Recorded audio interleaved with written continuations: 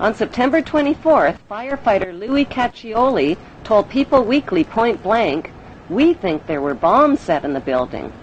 That claim was echoed by many witnesses and by firefighters who heard the explosions just before Tower 1, Tower 2, and Building 7 collapsed.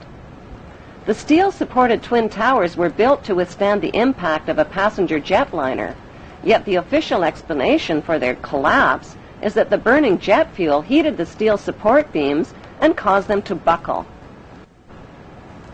Expert independent investigators insist that it's impossible for jet fuel burning in oxygen to melt steel, and that most of the jet fuel burned up outside the buildings in clearly visible fireballs. After the crashes, the white smoke turned black, indicating cooling temperatures, not rising temperatures as reported. Why did a company called Controlled Demolition quickly haul away, melt down, and dispose of 499,850 pieces of structural steel that could have proved the temperature the steel had reached and the use of explosives? Why did Tower 2 that was hit last fall first, 53 minutes after being struck, whereas Tower 1 fell 1 hour and 28 minutes after being struck?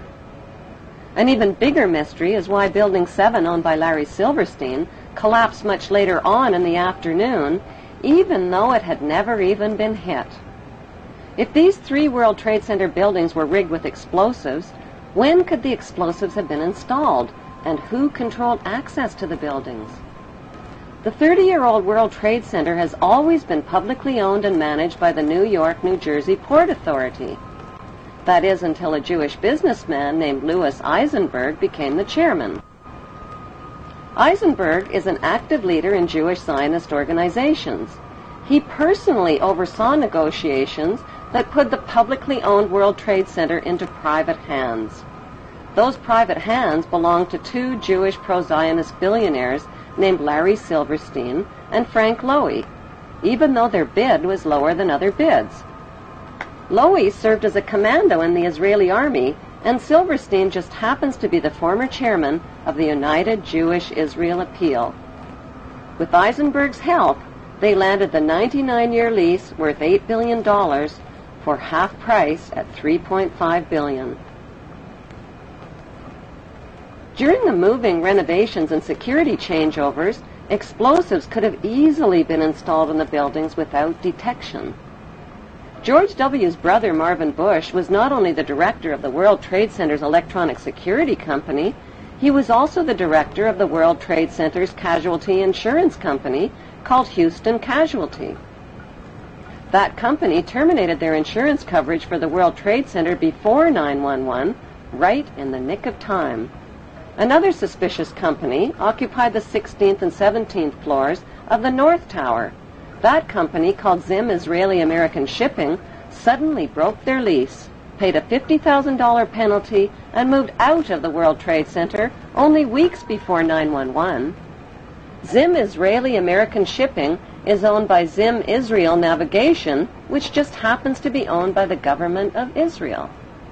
If the new owners, Silverstein and Lowy, knew about the 9/11 attacks in advance, why did they buy a 99-year lease to the doomed buildings?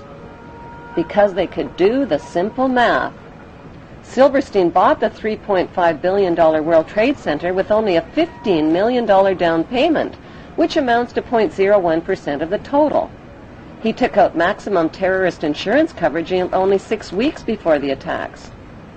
The demolition of the World Trade Center buildings on 9/11 eliminated Silverstein's cost for an $800 million facelift to update the aging 30-year-old buildings. As soon as the spanking new World Trade Center is finally built and expanded to over 11 million square feet of rental space, Silverstein stands to pocket billions of dollars per month. In the meantime, U.S. taxpayers are covering Silverstein's so-called losses. Then there's the big payouts from insurance policies with mega-terrorism insurance, which Silverstein took out just weeks before 9/11. Silverstein is demanding a 200% payout by claiming payouts for 2 separate 9/11 attacks instead of 1. Silverstein's insurance companies, called Swiss Re and Munich Re, are the same companies under investigation for advanced knowledge of 911 and for profiting from 911 on the stock market. If Silverstein's insurance companies knew in advance about the attacks, why would they insure doomed buildings? Were these giant insurance companies handpicked to keep a lid on their insurance investigation findings and to ignore the evidence of 911 cover-ups? Silverstein has since bought out Frank Lowy, paid off investors and loan groups, put limits on victim compensation claims, and turned the publicly owned World Trade Center into the smelliest private real estate deal in American history. George W. Bush threw up permanent roadblocks to stop an independent investigation of the 911 events. When the 911 Senate Committee report was published, 27 pages that would have connected international banks to 911 were censored. On October 30th, 2003, a CBC television documentary investigated the 10-year friendship between the Bush family, the bin Laden family of Saudi Arabia, and the Saudi royal family. That friendship includes illegal presidential campaign contributions and partnerships in oil and weapons companies like the Carlyle Group. Since 911, 2,500 relatives of victims filed trillion-dollar lawsuits against 7 international banks, against the Saudi friends of the Bush family, and against the U.S. government for suppression of information.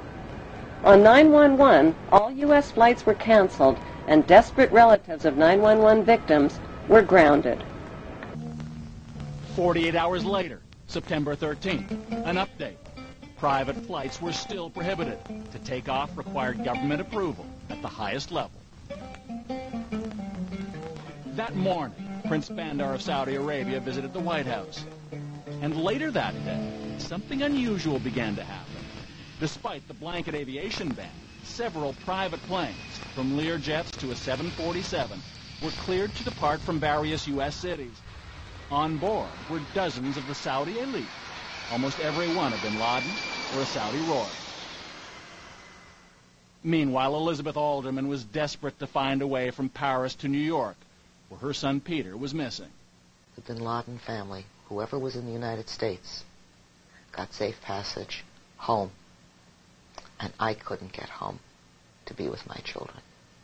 Other families couldn't get to New York, who lived far away, to even begin to look for their children. At this point, we didn't know who was alive or who was dead.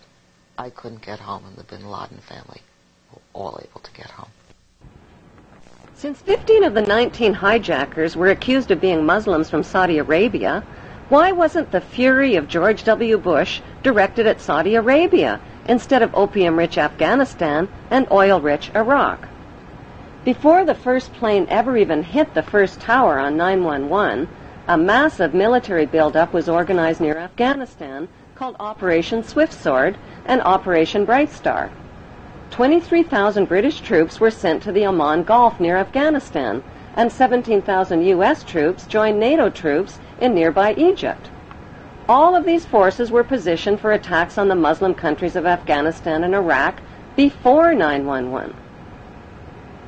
The Patriot Act, which was designed to limit American citizens' democratic rights and freedoms, was also designed and written months before the first plane ever even hit the first tower.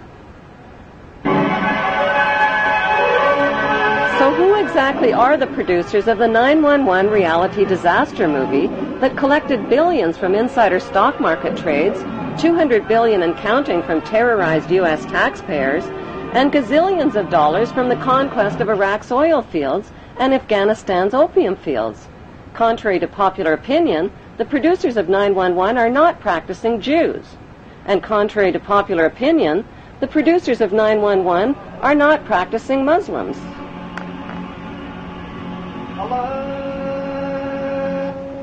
They are a secret network of international pirates who identify with no nation, no national flag, and no established religion.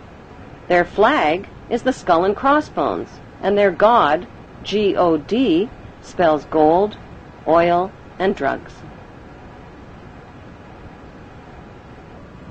It is important to understand the difference between the term Jews, Hebrews, and Zionists.